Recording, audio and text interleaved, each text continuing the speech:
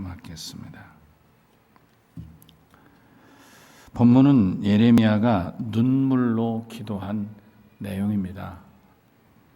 예레미야는 여호와 하나님께 떠나서 멸망에 가는 조국 유다의 장래 환상을 하나님이 보여주시니까 그 환상을 보면서 어떻게 해서라도 나라의 멸망만은 막아보려고 몸부림치며 호소했던, 눈물로 기도했던 진정한 애국자이고 또 그 상황에서 예레미야가 할 수 있는 일은 하나님 앞에 눈물로 부르짖고 또 눈물로 백성들에게 호소하는 일이었던 것입니다. 눈물로 기도하고 눈물로 호소했기에 오늘 본문은 에레미야의 애가, 에레미야가 부른 슬픈 노래, 애가란 슬픈 노래라는 뜻이잖아요. 그러니까 에레미야가 부른 슬픈 노래란 의미인 것입니다. 멸망해 가는 조국의 앞날을 그 비참함을 바라보면서 에레미야는 눈물로 하나님께 호소했습니다. 본문은 바로 그런 슬픈 노래 중에 한 곳입니다. 에레미야서가 앞에 있죠. 52장으로 끝나고 이 애가가 또 5장입니다. 사실은 에레미야서는 57장인데 특별히 이 애가를 나누어서 52장 또 5장 이렇게 해서 57장을 나누어서 특별히 5장을 나눈 것은 애가라는 뜻을 강조하기 위해서 이렇게 나누어서 편집되어 있습니다. 그러나 사실은 에레미야의 예언이고 앞에 에레미야서는 뒤에는 에레미야의 눈물의 호소다. 예레미야의 외침이다. 이렇게 이해하시면 좋겠습니다. 사랑하는 열린 성도 여러분, 지금 전 세계가 코로나19로 인해 큰 고통에 처한 위기 상황을 마치 에레미야가 눈물로 기도하지 않으면 안 되었던 상황과 연계해서 눈물로 회소했던 그의 기도를 통해서 우리 모두에게 큰 은혜와 감동 그리고 진정한 나라 사랑에 대한 도전받는 시간이 되기를 바랍니다. 예레미야는 슬픈 눈물의 사람이었습니다. 예레미야는 하나님을 향해서나 유다 백성을 향해서도 나라를 위해 눈물로 호소했습니다. 특별히 임금이나 대신들에게 하나님께로 돌아오는 길이 유다가 사는 길이라고 외쳤지만 예레미야의 말을 듣는 이는 아무도 없고 또 들어도 깨닫는 이가 없었습니다. 심지어는 저 사람이 왜 저런 엉뚱한 소리를 자꾸 해댔기나 아예 귀찮다고 에레미야의 외침을 들으려고조차 하지 않았습니다. 그는 너무도 답답해서 그리고 또 어떻게 자기의 힘으로는 해결할 길이 없으니까 가슴을 치며 하나님께 눈물로 호소할 수밖에 없었던 것입니다. 코로나19로 인해 두려움과 공포에 처한 우리에게 요구되는 본질적인 해결책은 곧 본문의 에레미야처럼 여호와 하나님 앞에 우리도 눈물로 호소 구원해 주시기를 지키시고 보호해 주시기를 인도해 주시기를 아멘 합시다. 호소해야 되겠습니다.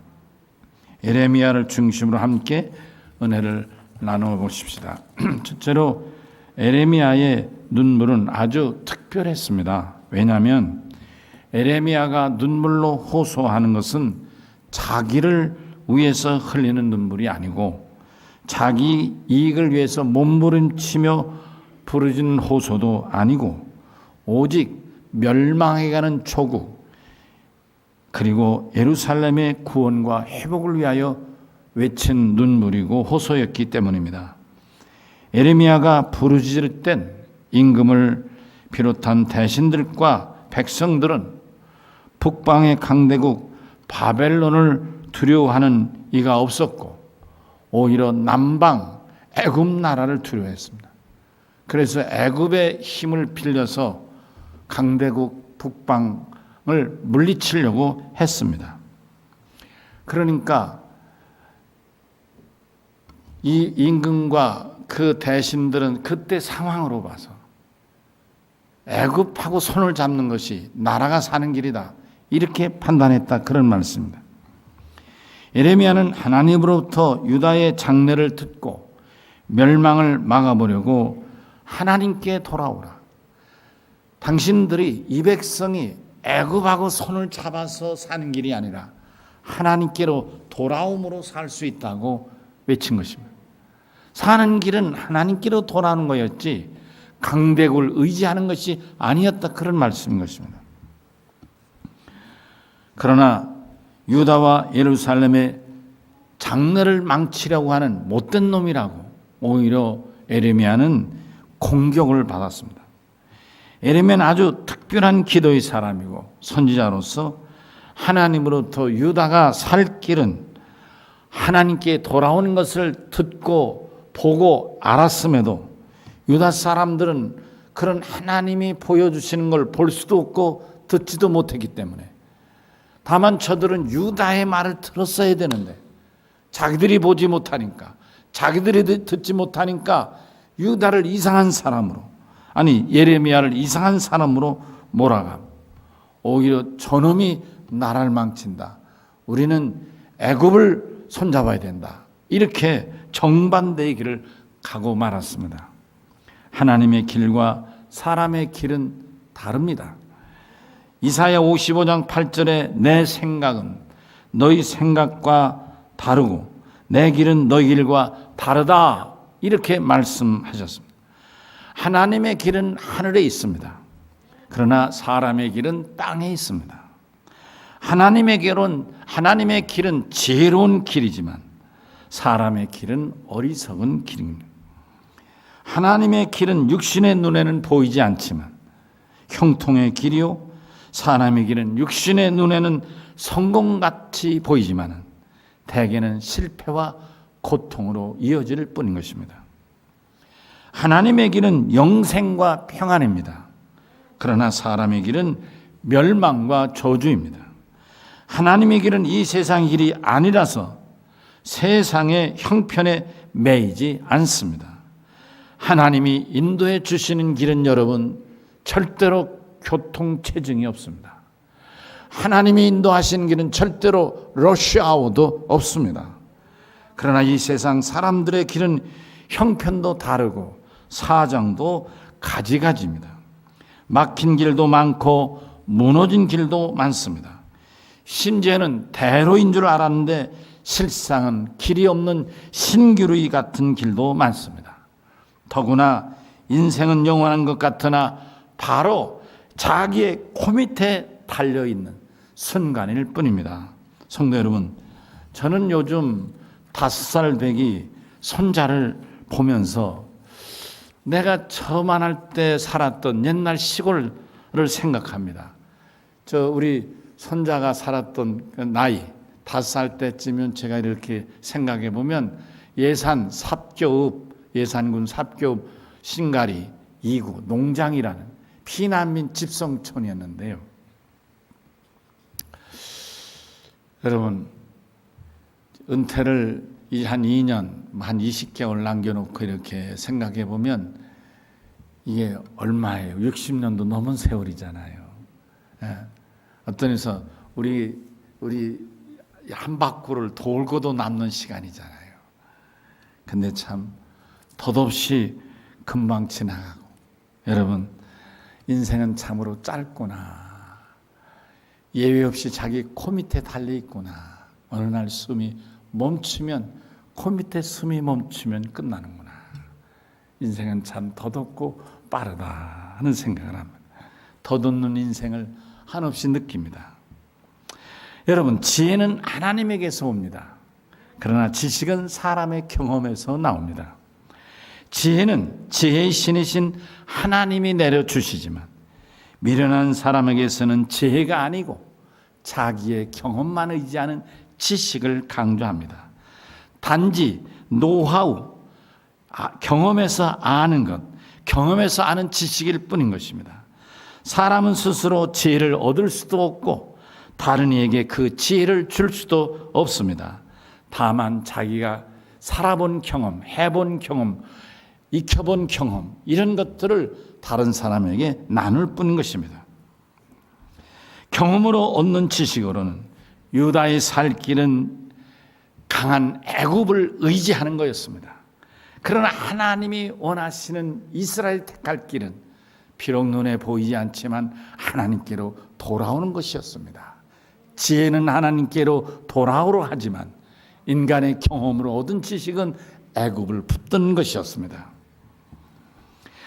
남방 대국을 의지하는 그 어리석은 뿐이었습니다. 하나님으로부터 얻는 지혜는 애굽을 의지하는 것은 우상을 섬기는 것이었습니다.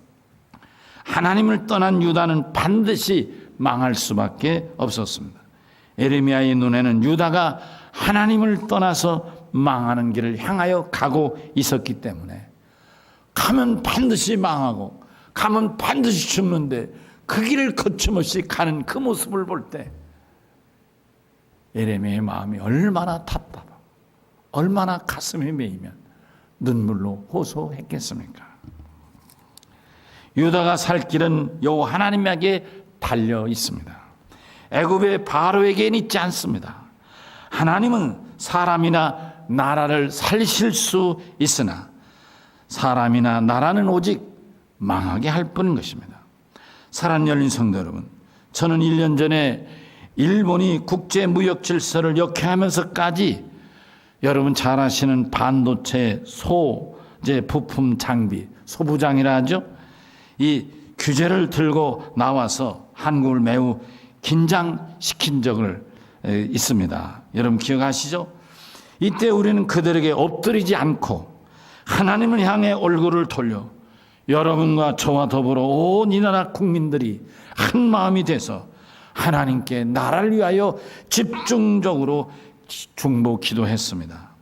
하나님이 우리의 기도를 들어주셨습니다. 만 1년이 지난 후 결과는 어떻습니까? 계산서는 어떻습니까? 한국은 일본이 세계 90% 혹은 70% 이상을 독과점적으로 생산해서 우리나라가 당장 숨막힐 줄 알았지만 하나님이 우리 기업인들에게, 정부인들에게, 국민에게 지혜와 용기를 주셔서 그걸 우리가 자체 생산해서 더 이상 일본이 우리에게 도움이 필요 없고 심지어는 제품을 팔던 일본 기업이 자기 나라에서는 팔 수 없으니까 일본 송도, 아니 한국의 송도, 인천 송도, 여기 천안 혹은 또 당진 쪽에다가 일본 회사가 공장을 짓고 제품을 생산해서 우리나라에 납품하는 식으로 어떤 의미에서 우리나라에는 공장이 생겼고 일거리가 생기는 더 전화위복이 되었습니다. 이게 뭘로 말할 수 있습니까? 그간의 관행, 노하우, 경험으로 보면 우리나라는 분명 위기고 일본에게 무릎을 꿇어야 된다는 사람도 있었지만 하나님이 지혜를 주시니까 오히려 우리는 당당해서 오히려 자신감이 생겨서 앞으로 일본이 무슨 장난을 칠지라도 아마 이 정부는 두려워하지 않으리라고 생각합니다. 현재 우리는 코로나19로 인해 K-방역으로 새로운 질서를 만들어 가고 있습니다. 세계 어느 나라도 일찍이 가본 적 없는 새로운 길을 가고 있습니다. 세계는 혼돈하고 우왕좌왕하고 있지만 이럴수록 우리가 가야 할 길은 분명합니다. 하나님께 의지하고 하나님의 지혜를 얻어야 합니다. 하나님에게 매달려야 합니다. 우리들의 지식이나 경험에 있지 않고 오직 전능하신 하나님, 여호와 하나님께 달려 있습니다.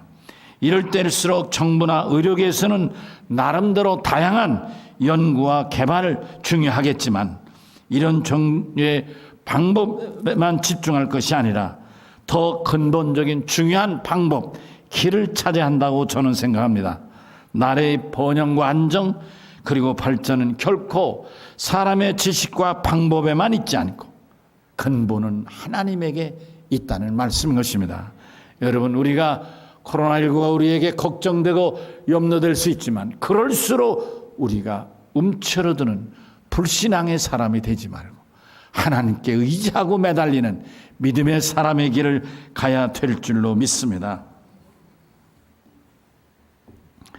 어느 때든지 하나님 한 분 외에 다른 신 곧 우상을 섬기면 개인도 나라도 망합니다. 예루살렘과 유다의 멸망은 나라가 약해서도 아니고 나라의 군대가 없어서도 아닙니다. 유다의 위기는 단 한 가지였습니다.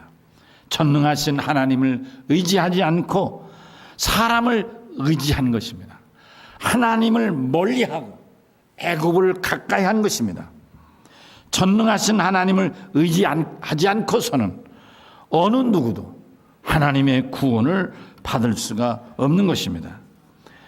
사람이란 사람의 힘이나 혹은 권력, 사람의 돈이나 재산, 사람의 지식이나 경험을 더 중시하려고 합니다. 그런데 여러분, 이것들은 성경에 의하면 다 우상이고 다른 신에 포함될 뿐입니다. 다른 신들이란 걸 우상을 말하죠. 유다 사람들은 바알과 그 토속 신앙을 섬겼습니다. 하나님 외에 하나님보다 더 중하고 나의 삶의 중심에 있어서 무슨 일을 결정할 때 영향력을 주는 것이 있다면 그것이 다른 신이고 그것이 곧 우상입니다. 요 하나님이 나의 삶의 중심에 계시고 나의 결정들에 절대적으로 영향력을 행사하셔야 합니다. 그것은 믿음의 사람의 삶의 모습인 것입니다. 예레미야 1장 16절은 이를 분명하게 말씀합니다. 유다의 무리가 나를 버리고 다른 신들에게 분향하며 자기 손으로 만든 것들 곧 우상에게 절하였은즉 내가 나의 심판을 그들에게 선고하여 그들의 모든 죄악을 징계하리라.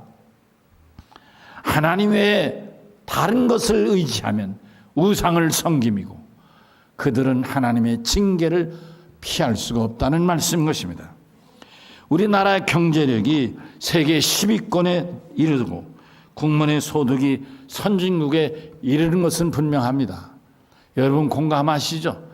예, 제가 언젠가 말씀드렸듯이 우리가 알지 못하는 사이에 어느덧 우리가 인정하든 말든 어느덧 우리나라는 세계 선진국에 들어선 것만은 분명한 것 같습니다. 그런데 여러분, 그렇다고 우리가 교만해지면 안 됩니다. 그렇다고 하나님을 떠나서도 안 됩니다. 그럴수록 우리는 더 겸손히 하나님을 의지하고 하나님께 매달려야 되겠다, 그런 말씀인 것입니다. 이 민족이 더 나아가고 세계에 앞장서는 지도력이 있는 나라가 되기 위해서는 더 겸손히 우리는 하나님 앞에 무릎을 꿇어야 되겠고 예배에 더 열심히 해야 되겠고 더 간절히 부르짖어야 될 줄로 믿습니다. 아멘이시죠? 예, 저는 오늘 이 말씀을 드리면서 옛날 우리 어머니 농사질 때 키질 하시던 생각이 납니다. 키질. 우리 어머님이 어쩌다가 이제 전도사로 일하시다가 집에 돌아오면 농촌에 바쁘니까 농사일을 도왔어요. 그때 어머님이 키질 하시는 거 보니까 이게 한들 건불 있는 걸 올려놓고 막 이게 선풍기 날리기도 하지만 키질도 하셨어요. 막 날리잖아요. 우선 건불 있는 걸 다 날리고 또 막 걷어내고 그러면 이제 거기에 알곡도 있고 반죽정도 있고 쭉정도 있잖아요. 그럼 알곡은 걷어들이고 반 알곡이나 쭉정 섞은 것들은 이제 어머님이 거기다가 키에 담아가지고 이렇게 키질을 담을 때 이만큼 담아가지고 한참 키질한 요만큼 남는다. 그건 요 앞에 키질하는 어머니 배꼽 밑으로 이게 여러분 아시죠? 키가 이렇게 오는 그 앞으로 모이던 걸 본 기억이 생생합니다. 어려울수록 코로나19가 우리에게 위협이 될수록 우리가 할 일은 더욱 하나님에게 의지하고 더 하나님께 매달려야 하고 더 하나님을 부르짖어야 될 줄로 믿습니다. 아멘. 믿음의 사람입니다. 구원받은 성도입니다. 영생을 확신한 믿음입니다. 이 위기 때 이런 핑계 저런 핑계로 예배를 소홀히 하고 하나님을 떠나가는 소홀한 믿음의 사람은 자기는 알곡같이 볼지 모르지만 키질을 하면 쭉정이에 날아갈 수밖에 없다는 걸 우리가 두려운 마음으로 깨달아야 될 줄로 믿습니다. 누가 알곡입니까? 누가 생명 있는 믿음입니까? 여건과 환경이 어려워도 믿음의 사람은, 생명의 사람은 생명이 하나님에게 있으니 하나님을 더 찾고 의지하고 매달리는 것입니다. 건강이 사람에게 있습니까? 건강이 내 손에 달려 있습니까? 하나님에게 달렸습니다. 하나님이 지켜주셔야 되는 것입니다.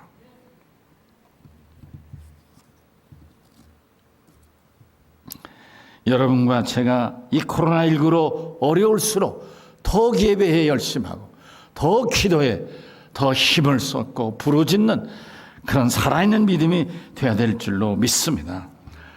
창세기 19장을 보면 소돔과 고모라가 멸망하는 내용이 기록되어 있습니다. 거기에 여러분 특별히 이 아브라함이 지나가는 이제 하나님 일행을 모시고 부르짖는 내용이 있습니다. 거기에 의인 50명이면 구원하겠다 했지만 이 아브라함이 또 부르짖고 또 매달리고 부르짖고 또 매달리고 그랬더니 의인 50명이 아니라 의인 10명 있으면 구원해 주겠다고 약속을 했어요. 아브라함의 끈기는 부르짖음이죠. 소돔과 고모라를 멸망해서 살려낼 길을 찾는 것이죠. 이렇게 하고 이제 하나님 일행이 심판을 갔어요. 그래서 이 소돔과 고모라에 살던 이 아브라함의 조카 가정을 구원할 길이 열리게 된 것입니다. 그때 여러분 하나님이 뭐라고 했어요? 뒤를 돌이키지 말고 도망치라 했어요. 근데 하나님의 말씀을 믿은 그들은 이제 유황불로 심판하는 이 무서운 상황이 뒤에서 벌어지지만은 궁금하지만은 보고 싶었지만은 하나님이 돌이키면 안 된다 하시니까 그 말씀 듣고 오직 앞으로 전진해 갔습니다. 그러면 믿음이 없는 한 사람, 이 롯의 아내는 하나님 말씀보다는 자기 궁금한 생각에 뒤를 돌이키고 말았습니다. 여러분 아시죠? 거기에 소금 기둥이 되었습니다. 위기 때 예레미야처럼 눈물로 기도하는 성도는 나라를 살리는 진정한 애국자입니다. 우리 나라는 하나님이 지켜주시고 보호해 주십니다. 하나님이 여러분을 지키시고 보호해 주십니다. 코로나19를 두려워하지 말고 생사를 주관하시는 만군의 주 여호와 하나님 앞에 나와 예배하고 기도하고 부르짖는 믿음의 사람이 되시면 우리의 두려움도 하나님이 물리쳐 주시고 우리 건강도 책임져 주실 줄로 믿습니다. 하나님의 능력과 주인 되심을 인정하지 않는 불신앙을 우리는 두려워해야 됩니다. 코로나19를 두려워할 것이 아니라 여러분 하나님을 인정하지 않는, 인정이 뭐 예배잖아요. 예배가 하나님이 인정하는 거예요. 근데 하나님 인정하지 않고 코로나를 두려워하면 하나님이 그를 보호하시겠느냐 그런 말이에요. 우리는 예레미야처럼 나라를 위해 기도해야 됩니다. 그러나 내 믿음을 위해서도 기도해야겠습니다. 우리는 우리의 역사 속에서 언제나 큰 교훈을 얻습니다. 나라가 어려움청할 때 우리나라의 역사는 지도자가 나라를 구한 것이 아니라 여러분과 나와 같은 백성들이, 소위 민초들이 나라를 살렸습니다. 이런 위기 속에서 여러분 우리 각자가 주인공이 돼서 하나님을 상대하는 주인공이 돼서 하나님을 의지하고 하나님의 도움을 받아야 될 줄로 믿습니다. 본문은 예레미야가 흘렸던 눈물의 기도입니다. 예레미야는 환상 중에 이미 멸망할 나라와 백성들의 비참함을 보고 안타깝게 울면서 기도했습니다. 나라의 멸망은 참으로 비참합니다. 우리 역사가 교훈하지 않습니까?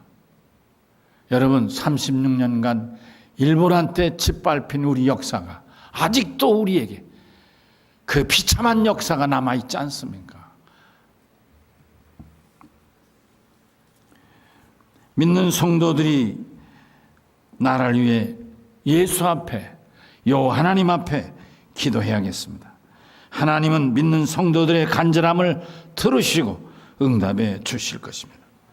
구원은 오직 하나님께 달려 있습니다. 개인도 가정도 그리고 나라의 구원도 오직 하나님 한 분에게 있습니다. 개인과 나라의 운명은 전적으로 여호와께 달려 있습니다. 사무엘상 17장 41절에서 49절까지 어린 소년 다윗이 백전노장 블레셋 장군을 골리앗을 상대하는 전쟁의 한 장면입니다. 특별히 이 17장 47절에 다윗이 어린 다윗이죠. 백전노장 골리앗을 향하여 달려가며 외친 한마디가 있습니다. 들어보실까요? 여호와의 구원하심이 칼과 창 같은 무게에 달려있지 아니함을 이 무리에게 알게 하리라. 전쟁은 여호와께 속한 것인즉 그가 너희를 우리 손에 붙이시리라. 아멘. 코로나19가 전 세계를 삼킬 듯이 그 전파력과 치사율이 심각할지라도 하나님을 의지하는 백성, 하나님께 기도하는 성도들, 하나님께 눈물로 기도하는 거룩한 성도들이 있는 한 우리나라는 하나님이 지키시고 보호해 주실 줄로 믿습니다. 여러분 기도하실 때 하나님이 지켜주시기를 위해 기도도 해야 되겠죠. 하나님이 빨리 우리나라가 세계 어느 나라보다도 이 백신과 치료제를 앞서 개발할 수 있도록 또 기도해 주시기 바랍니다. 여러분 잘 아시죠? 미국과 한국과 중국과 영국을 중심한 유럽 이 세 나라가 가장 각축전을 벌이면서 이제 백신을 만들어내고 있습니다. 여러분 아시는 대로 최근에 이 대전에 있는 어느 모 회사인데 이 회사도 이미 사람에게 임상 실험에 들어갔다고 그럽니다. 그래서 그 실험이 끝나면 아마 빠르면 올 연말이나 늦으면 내년 초쯤이면 1년에 한 500만 개 정도의 생산이 가능하다고 그럽니다. 여러분 어디가 앞설지 아무도 모릅니다. 만약 하나님께서 좋아요. 미국이나 중국이나 유럽연합이니까 한국이나 지금 이 네 나라가 각축전을 벌인다는 자체는 뭐예요? 우리나라가 세계에 이 방역에 네 나라 가운데 하나란 말 아닙니까? 만약 그 중에 하나님이 우리에게 가장 먼저 개발하게 하신다면 우리는 세계의 K-방역도 여러분 또 치료제도 우리가 이전에 경험하지 못했던 세계 가장 영향력 있는 앞선 나라가 될 수도 있다는 말씀입니다. 여러분 일본은 요즘에 하루에 몇백 명씩 확진자가 늘어난다고 그러지 않습니까? 500~600명입니까? 미국은 7만 명씩 늘어난다고 하지 않습니까? 여러분 우리나라 안전하지 않습니까? 여러분 바라기는 우리가 이럴 때 더 기도해서 여러분 지금 우리가 코로나19에 더 전념하고 매달리지만 저는 왠지 이런 마음이 드는 거예요. 어느 누가 나한테 얘기한 말은 없어요. 그리고 인터넷에도 이런 얘기는 없어요. 그런데 말입니다. K-방역으로 세계에서 선도적인 나라가 됐어요. 지금 우리나라 비자를 가지고는요. 세계 어느 나라든 다 무비자든 뭐든 우리나라가 갈 수 있는 나라가 세계 189개국입니다. 이 얘기는 우리나라 비자 가지고는 세계 어딘지 간다는 얘기입니다. 놀랍지 않습니까? 그런데요, 우리나라가 만약 이 치료제나 백신을 이렇게 빨리 개발해서 세계에 공헌하면 여러분 좀 미른 얘기 같지만 남북의 통일도 훨씬 더 어느 나라의 미국이나 일본이나 중국이나 러시아에게 좀 도와달라고 통일하는데 방해하지 말고 도와달라고 해서 될 일이 아니라 이런 일을 통해서 저들이 다 저 정도면 우리가 감당할 수 없는 나라라고 해서 우리가 자주적으로 통일을 기반에 닦아 나갈 수 있지 않겠는가 그런 기대도 해봅니다. 죽기 전에 통일이 되기를 기대하면서 말입니다. 사랑하는 성도 여러분 에르미야 같이 기도하는 사람 됩시다. 움츠리지 맙시다. 믿음으로 의지하십시다. 하나님이 우리의 기도를 기다리고 계신 줄로 믿습니다. 다 같이 주신 말씀 생각하며 한 1분 정도 그렇습니다. 하나님 두려워하거나 염려하거나 피할 생각하지 말고 하나님께 더욱 가까이 나와서 기도할 믿음, 부르짖는 기도자가 되게 해 주시옵소서. 하나님 아버지 감사합니다. 오늘 이렇게 주신 말씀 감사합니다. 예레미야는 나라가 멸망할 때 저들이 사람을 의지하고 또 경험을 의지해서 자꾸만 멸망해가는 애굽을 의지하려고 하는 허상을 붙잡으려는 모습을 보면서 안타깝게 부르짖었습니다. 호소했습니다. 하나님을 의지하라고 말입니다. 오늘 우리가 하나님 앞에 예레미야의 심정으로 하나님께 간절히 구하기를 원합니다. 나라를 위하여, 건강을 위하여, 코로나19를 극복하기 위하여 전능하신 하나님께 부르짖는 성도의 백성들이 되게 하여 주시옵시고, 바로 내가 이 일의 하나가 되어서 내가 먼저 하나님을 의지하고 부르짖는 하나님께 매달리는 믿음 되게 하여 주시옵소서. 감사하고 예수님 이름으로 간절히 기도하옵나이다. 아멘. 찬송가